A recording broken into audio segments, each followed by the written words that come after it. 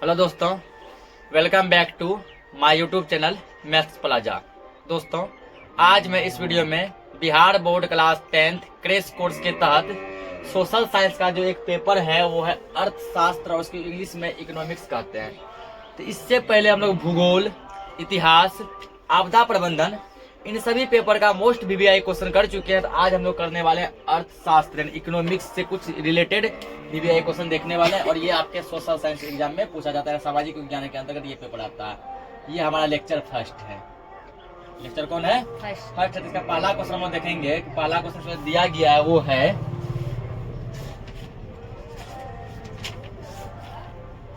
कि सरकारी सेवा किसे कहते हैं। क्वेश्चन क्या है?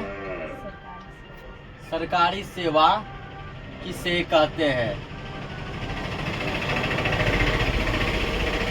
सरकारी सेवा किसे कहते हैं?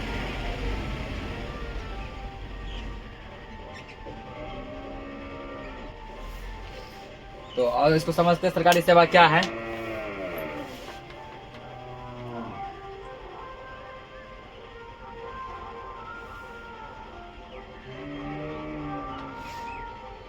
पहले लिख लो फिर इसको समझेंगे, ठीक? पहले इसका आंसर लिख लेंगे।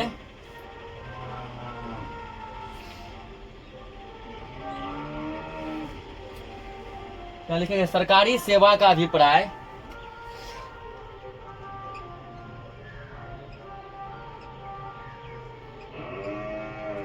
सरकारी सेवा का अभिप्राय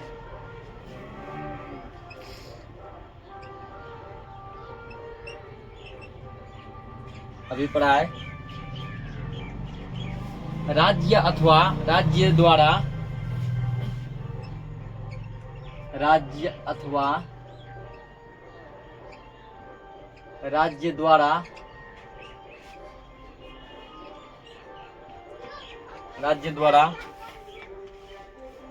प्रदान की जाने वाली विभिन्न प्रकार की सेवाएं से राज्य द्वारा प्रदान की जाने वाली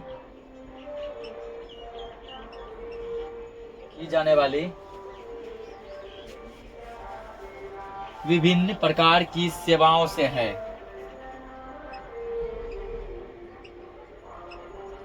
विभिन्न प्रकार की सेवाओं से है।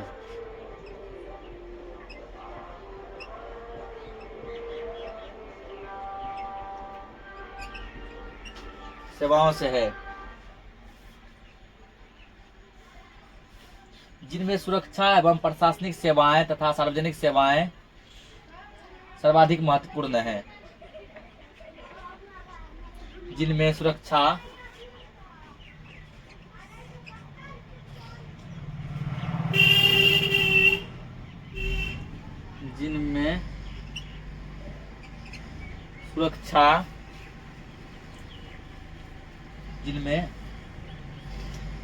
एवं प्रशासनिक सेवाएं तथा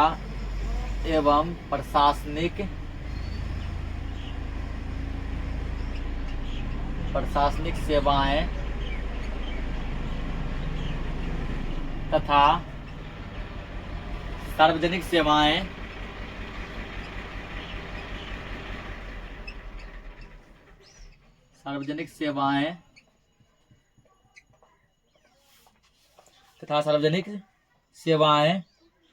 सर्वाधिक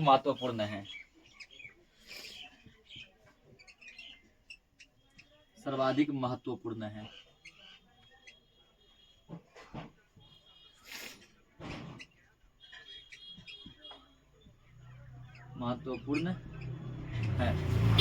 क्या दिया देखो सर, सरकारी सेवा किसे कहते हैं? तो आंसर है कि सरकारी सेवा का अभिप्राय राज्य अथवा राज्य द्वारा प्रदान की जाने वाली विभिन्न प्रकार की सेवाओं से है, ठीक ना? राज्य या तो राज्य के द्वारा डायरेक्ट या फिर राज्य सरकार के द्वारा हमें जिन जिन प्रकार की सुरक्षा मिलती है, सेवा मिलती है, ठीक ना, जो भी हमको सुविधा मिलता है, यानी सरकार के द्वारा, ठीक ना, राज्य अथवा राज्य द्वारा नहीं होगा, या मिस्टेक हो, या सरकार लिखेंगे, ठीक है? राज्य अथवा सरकार द्वारा क्या करेंगे? सरकार। सरकार के द्वारा हमें जिस भी प्रकार की सुविधा मिलती है वही कहलाता है सरकारी सेवा। जिसमें देखो सुरक्षा के लिए, जैसे देखो हमारी सुरक्षा के लिए देखो पुलिस कर्मी होते हैं, आर्मी होते हैं, फौजी होते हैं, सब होते हैं ना। ये सब हमारी सुरक्षा के लिए दिन रात जो है लगे रहते हैं कि हमें किसी भी प्रकार का दिक्कत नहीं हो। प्रशासनिक सेवाएं, जगह जगह देखो प्रशासन होता है, ठीक ना। जैसे देखो कि हम लोग जब ये गाड़ी वगैरह चलाते हैं तो हमारे को ट्रैफिक में ट्रैफिक पुलिस रहता है, प्रशासन, ठीक ना। ताकि किसी भी प्रकार का गलत नहीं हो, ठीक, उसके लिए प्रशासन रोक टोक के लिए हमेशा रहता है, कहीं चोरी चपाटी ये सब नहीं हो। उसके बाद देखो सार्वजनिक सेवाएं।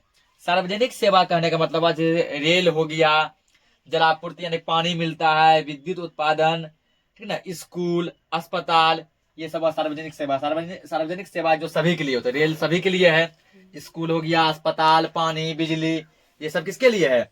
सभी के लिए है। तो ये सभी कहलाता है सरकारी सेवा। इसको नोट करो। अगला क्वेश्चन देखते हैं। तो अगला क्वेश्चन दिया 2 नंबर की, मौद्रिक प्रणाली क्या है? मौद्रिक प्रणाली क्या है? इसका बड़ा आंसर लिख लेते हैं, फिर इसको हम लोग समझेंगे। उत्तर में, इस प्रणाली में वस्तु का विनिमय, इस प्रणाली में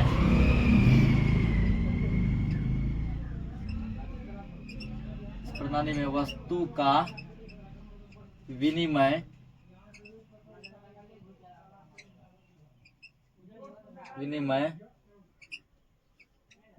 मुद्रा के, वस्तु का विनिमय मुद्रा के माध्यम से होता है।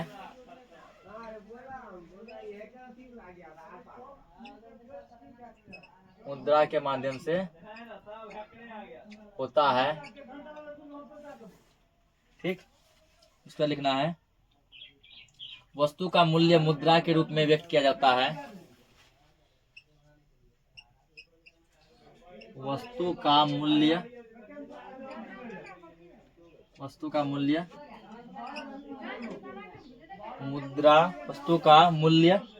मुद्रा के रूप में व्यक्त किया जाता है।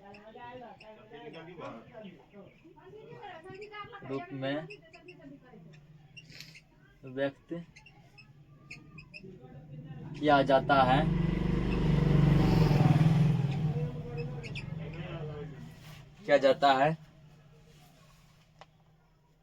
तथा धन का संग्रह भी मुद्रा के रूप में होता है।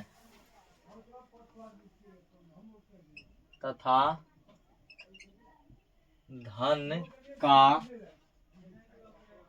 संग्रह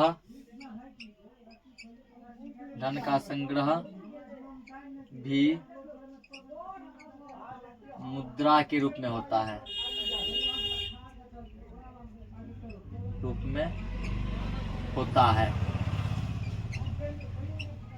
समझे आप क्या दिया? मौद्रिक प्रणाली क्या है, ठीक ना। अब देखो 2 टाइप का प्रणाली होता है, ठीक। एक होता है वस्तु विनिमय प्रणाली, वो भी कभी कभी पूछेगा। एक होता है मौद्रिक प्रणाली। कितने प्रणाली होते हैं? 2 प्रणाली। कितने होते हैं? 2। पहला वस्तु विनिमय प्रणाली और दूसरा मौद्रिक प्रणाली। तो वस्तु विनिमय प्रणाली वो होता है जिसमें वस्तु के बदले वस्तु लिया जाता है, ठीक ना। सामान के बदले सामान। जैसे मान लो तुमको ये मार्कर दे दिए, ठीक, बोले हमको बदले में 2 पेन दे दो, ठीक ना। वस्तु दिए, वस्तु लिए, ये वस्तु विनिमय प्रणाली। मान के चलो कि तुमको अपना फोन दे दिए और तुम अपना फोन हमको दे दो, ये वस्तु विनिमय प्रणाली, ठीक ना। मान के चलो कि जैसे कोई बच्चा भी जो है जो 10th में जाने वाला है, ठीक, उसको हम 10th का बुक दे दिए, ठीक ना।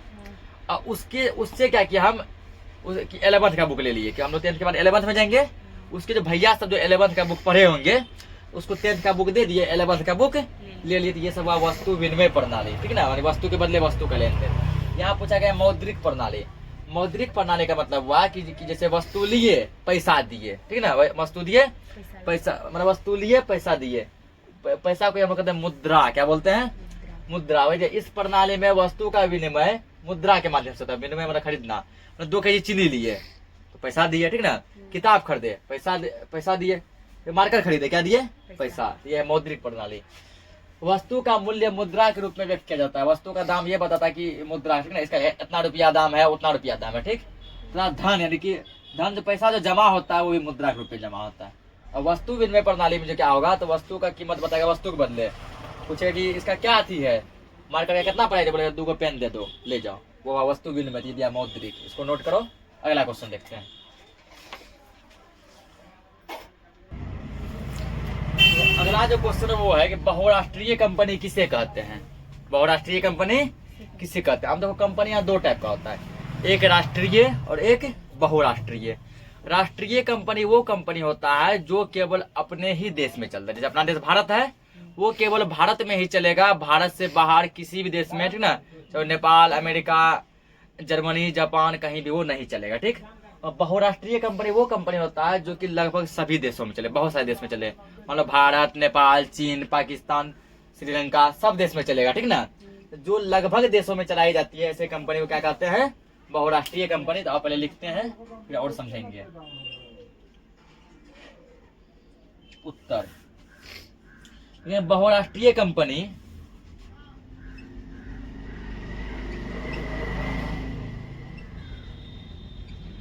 बहुराष्ट्रीय कंपनी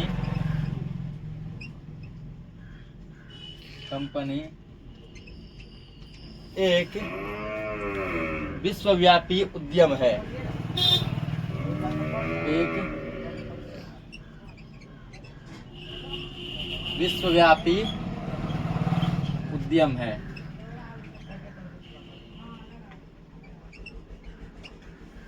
है। ये कॉरपोरेट संस्था, ये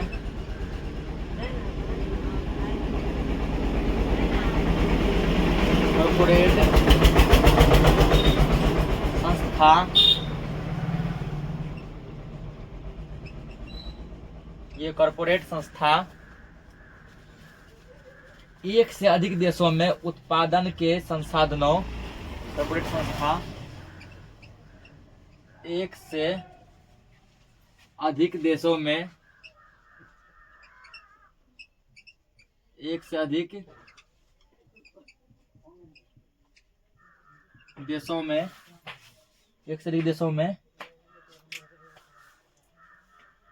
उत्पादन के संसाधनों का स्वामित्व, उत्पादन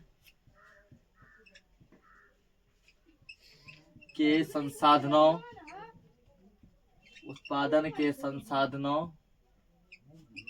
का स्वामित्व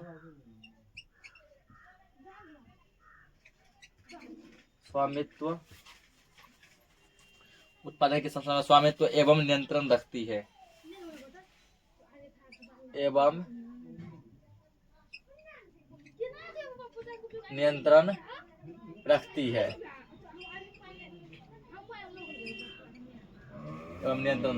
ठीक। जैसे जो कुछ यहाँ है ऐसे कंपनी जो कि बहुराष्ट्रीय हैं, जैसे हो गया कोका कोला, जैसे कोका कोला पूछे, कोका कोला कौन सी कंपनी है, बहुराष्ट्रीय कंपनी है, बहुत देश में चलता है। उसके पेप्सी भी बहुत देश में चलता है। नोकिया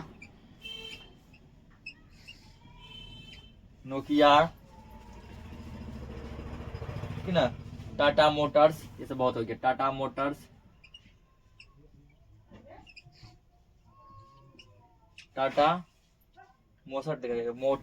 टाटा मोटर्स इत्यादि। माफी चाहता हूं दोस्तों, वीडियो कट गया था, तो अब इसको समझेंगे। कहते बहुराष्ट्रीय कंपनी एक विश्वव्यापी उद्यम है। कहने का मतलब हुआ कि बहुराष्ट्रीय कंपनी वह कंपनी है जो कि दुनिया के लगभग सभी देशों में चलती है, यानी पूरे विश्व में चलता है, ठीक ना। ये कॉरपोरेट संस्था एक से अधिक देशों में उत्पादन के संसाधनों का स्वामित्व एवं नियंत्रण रखती है। ये एक से अधिक देशों में चलती है, वहीं इसका उत्पादन मतलब वहीं इसका कारखाना, फैक्ट्री, मशीन सब लगा हुआ है, जहाँ की वो सामान बनाती भी है, उसके बाद उसको वहीं पर बेचती भी है। मतलब पूरा नियंत्रण, मतलब पूरा काबू रखती है इस पे।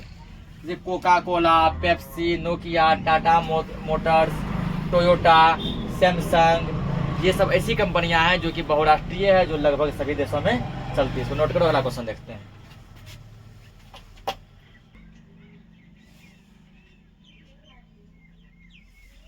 अगला क्वेश्चन दिया है कि आधारित संरचना पर संक्षिप्त टिप्पणी लिखें, ठीक ना। तो आधारित संरचना क्या है, इसके बारे में 2-4 लाइन लिखना है। तो आप पहले लिख लेते हैं, फिर इसको समझेंगे।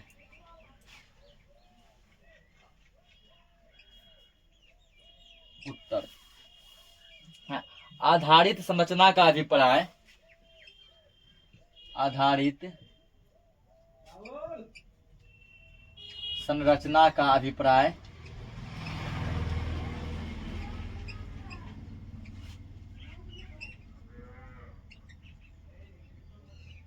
आधारित संरचना का अभिप्राय उस तथ्य से है, उस तथ्य से है जो, उस तथ्य से है जो किसी देश के विकास में, जो किसी देश के विकास में, जो किसी देश के विकास में महत्वपूर्ण, जो किसी देश के विकास में महत्वपूर्ण भूमिका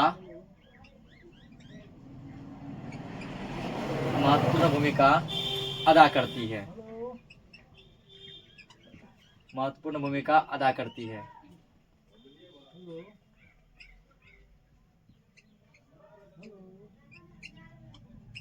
अदा करती है।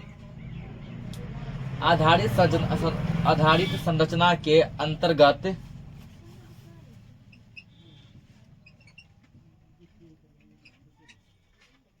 आधारित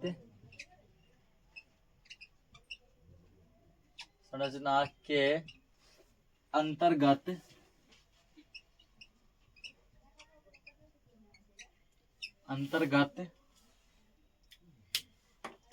देश में उपस्थित सेवा और सुविधा आती है। अंतर्गत देश में उपस्थित सेवा और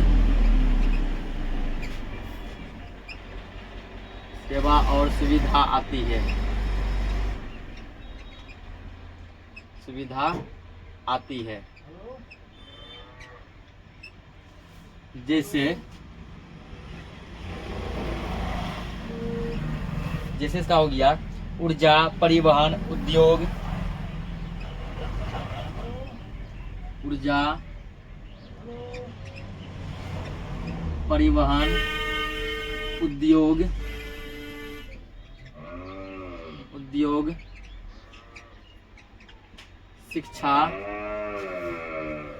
शिक्षा,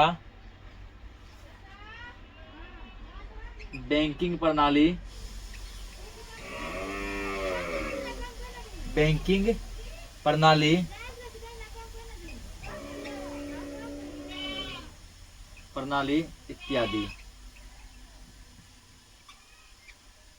इत्यादि। तो क्या दिया, आधारित संरचना पर संक्षिप्त टिप्पणी लिखे। ठीक, पूरा आधारित संरचना क्या है इसके बारे में कुछ लाइन लिखना है। तो आधारित संरचना का अभिप्राय उस तथ्य से है जो किसी देश के विकास में महत्वपूर्ण भूमिका अदा करती है। यदि कोई देश विकसित हो रहा है, यदि कोई देश डेवलप हो रहा है, यदि कोई देश विकास कर रहा है, तो वो किसके कारण? आधारित संरचना के कारण। ठीक ना, आधारित संरचना क्या करती है? देश के विकास में अपना महत्वपूर्ण योगदान देती है। आधारित संरचना के अंतर्गत देश में उपस्थित सेवा और सुविधा आती है, यानी हमें जो सुविधा मिलती है, ठीक ना, वो सभी आधारित संरचना के अंतर्गत ही आती है। जैसे हमें ऊर्जा मिलती है, ऊर्जा यानी बिजली मान लो। ठीक, परिवहन मतलब आने जाने की सुविधा। ठीक ना, कहीं आने जाने के लिए अच्छे रोड मिलते हैं, वो भी आधारित संरचना है। उद्योग यानी बड़ा बड़ा फैक्ट्री कारखाना मिलता है। ठीक ना, शिक्षा पढ़ाई लिखाई के लिए स्कूल वगैरह मिलते हैं, स्कूल कॉलेज। ठीक, वो भी आधारित संरचना में है। बैंकिंग हो गया। जो हमको सुविधा प्रदान की जाती है वो सभी आधारित संरचना पर ही क्या है? आधार है। इसको नोट करो। अगला क्वेश्चन देखते हैं। अगला क्वेश्चन है 5 नंबर, सतत विकास क्या है? सतत विकास क्या है? पहले इसको लिखते हैं, फिर हम लोग समझेंगे सतत विकास क्या है। लिखेंगे सतत विकास का मतलब, उत्तर में लिखेंगे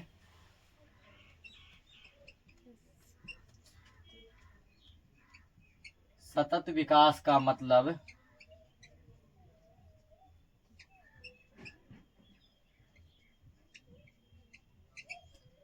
सतत विकास का मतलब यह है कि विकास की क्रिया लगातार चलती रहनी चाहिए। मतलब यह है कि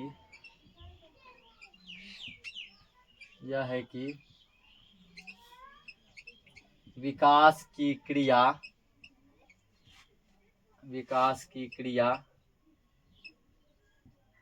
लगातार चलती रहनी चाहिए।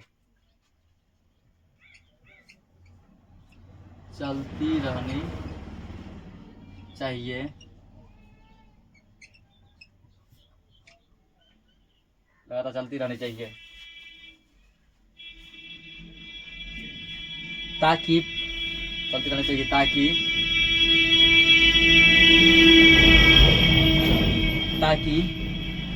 प्राकृतिक संसाधनों के अत्यधिक शोषण को रोककर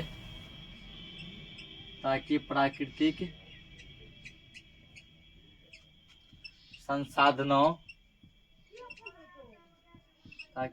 संसाधनों के अत्यधिक शोषण को रोककर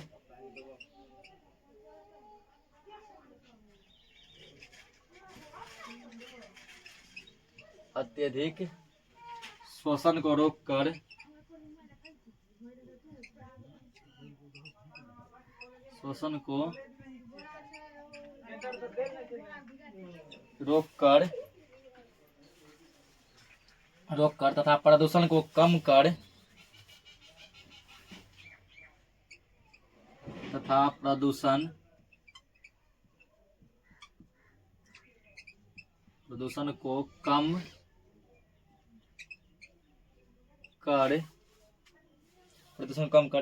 पर्यावरण की गुणवत्ता बनाए रखते हुए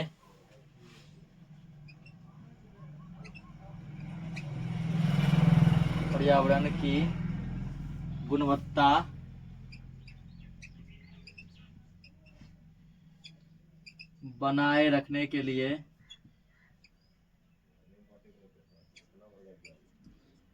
बनाए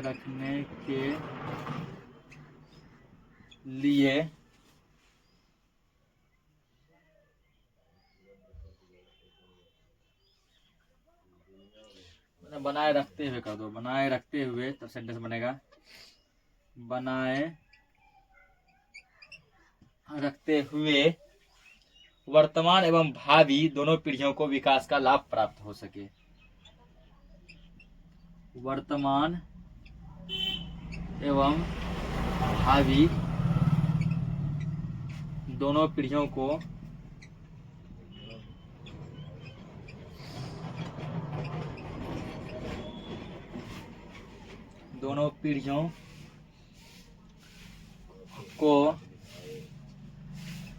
विकास का लाभ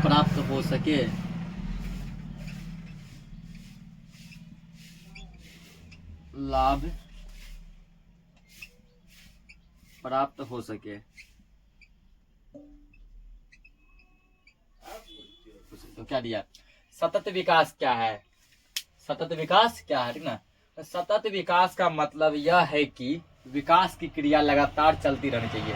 जब किसी देश की विकास की क्रिया लगातार चलती रहती है, कंटिन्यू जब वो चलती रहती है, तो उसे हम सतत विकास कहते हैं। क्या कहते हैं? सतत विकास कहते हैं। ताकि प्राकृतिक संसाधनों के अत्यधिक शोषण को रोककर तथा प्रदूषण को कम कर प्राकृतिक संसाधन प्रकृति के द्वारा जो हमें दिया गया है उसका दिन प्रतिदिन हम इतना शोषण करते हैं, शोषण यानी कि दुरुपयोग करते हैं, उसमें क्या किया हम लोग? पूरा प्रदूषण फैला दिए, ठीक ना। पूरा प्रदूषण फैला दिए, तो प्रदूषण को कम कर पर्यावरण की गुणवत्ता बनाए रखनी चाहिए। यदि अत्यधिक शोषण और प्रदूषण को यदि कम करेंगे, पर्यावरण हमारा शुद्ध होगा, तो ठीक ना। तो शुद्ध पर्यावरण को, उसकी गुणवत्ता को बनाए रखेंगे, जिससे वर्तमान एवं भावी दोनों पीढ़ियों को विकास का लाभ मिल सके। वर्तमान जो पीढ़ी अभी जी रहा है उसको भी विकास मिले, भावी मतलब जो भावी यानी भविष्य, जो भविष्य में आने वाली पीढ़ी है उसको भी विकास का लाभ मिल सके। तो इसी को हम लोग कहते हैं सतत विकास। इसको नोट करो, अगला क्वेश्चन देखते हैं।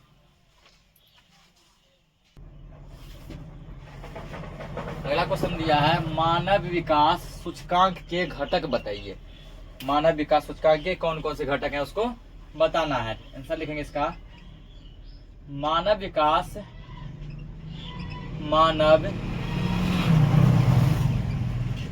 विकास सूचकांक, मानव विकास सूचकांक के घटक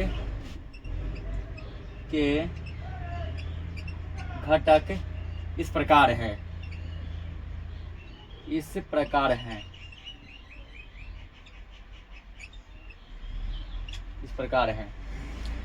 पहला लिखेंगे, इसमें पहला दिया है जीवन प्रत्याशा। पहला घटक क्या है? जीवन प्रत्याशा।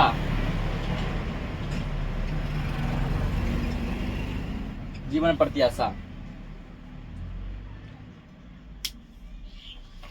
उसके बाद जो दूसरा जो घटक है वो है,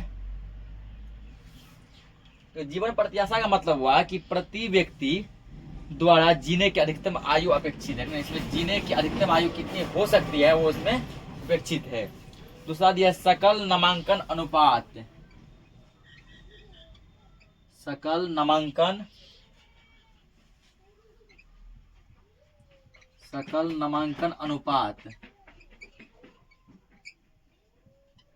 अनुपात।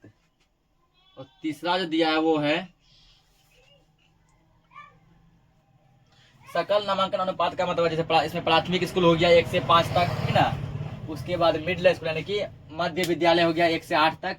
उसके बाद उच्च विद्यालय हो गया 9, 10 और कॉलेज सब हो गया, ये सब आता है इसमें, ठीक। तीसरा दिया औसत आय।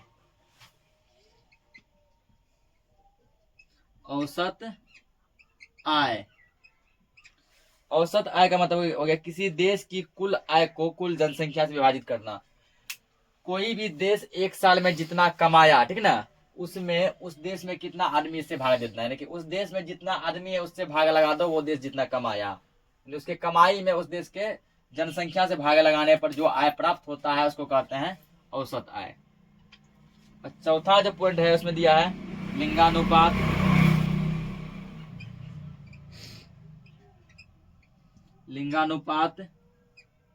उसके बाद शिक्षा प्राप्ति,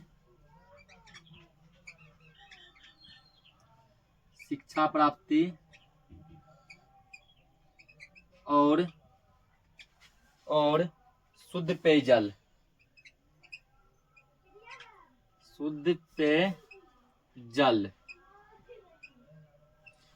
लिंगानुपात मतलब हो गया, ठीक ना, कि किसी भी गांव या देश में कितना महिला कितना पुरुष है, दोनों का अनुपात क्या है।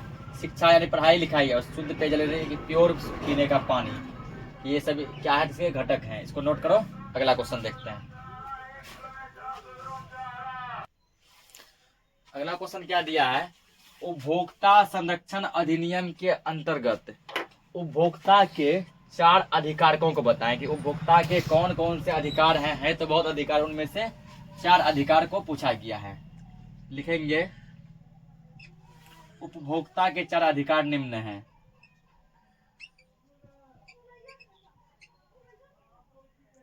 उपभोक्ता के 4 अधिकार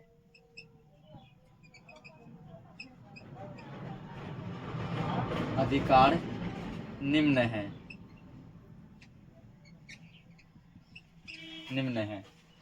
इसमें पहला जो अधिकार दिया गया वो क्या है, पहला है सुरक्षा का अधिकार। सुरक्षा का अधिकार।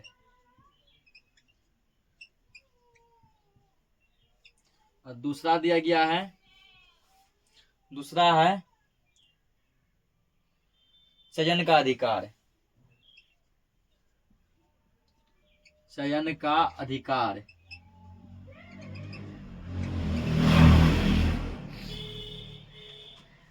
और तीसरा जो है वो है, तीसरा है सुनवाई का अधिकार।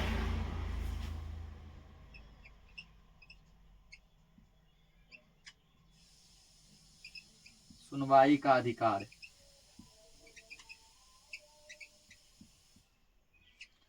चौथा जो है वो है उपभोक्ता शिक्षा का अधिकार। बैठे दो, शिक्षा का अधिकार। शिक्षा का अधिकार। अधिकार। क्या बोला, उपभोक्ता संरक्षण अधिनियम के अंतर्गत 4 अधिकार बताइए। पहला क्या, सुरक्षा का अधिकार। तो सभी का हक है कि उसको एक अच्छी सुरक्षा प्रदान की जाए, ठीक है ना, जिससे वो सभी प्रकार के दुख तकलीफ से, मतलब कि चोर गुंडा डाकू से बचे रहे। चयन का अधिकार, ठीक है ना, कि किसी भी चीज में उसका चयन हो सके, मतलब कहीं उसको जो है ना रोक टोक नहीं करे कि तुम इसके लिए फॉर्म नहीं भर सकता, वो नहीं भर सकता, ये वगैरह। सुनवाई का अधिकार, यदि किसी के साथ कोई गलत हुआ है तो उसको सुनवाई का अधिकार मतलब मिलना चाहिए, वो अपना बात रख सकता है, ठीक ना, अदालत वगैरह में। शिक्षा का अधिकार, सभी को पढ़ने लिखने का पूरा पढ़ाई लिखाई तो सबका अधिकार है। तो आज के लिए इसमें इतना ही रखते हैं, मिलते हैं फिर नेक्स्ट लेक्चर में, तब तक के लिए जय हिंद।